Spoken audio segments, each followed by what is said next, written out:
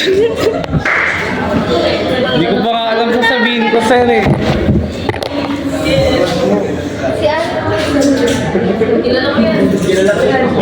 Si Ito. Kasi, ano sir,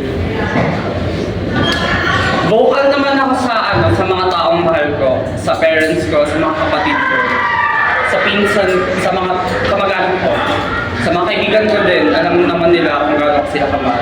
Pero if ito yung huling araw ng buhay ko, siguro dun pa rin kilala naman nila. Magkaibigan po kami, pero nag-confess ako sa kanya. Kasi ako lang yung na-fall sa aming dalawa.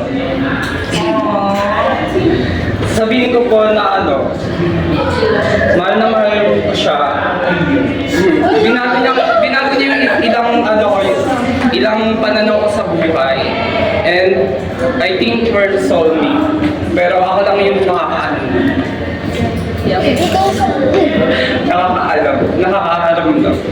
At sasabihin ko din na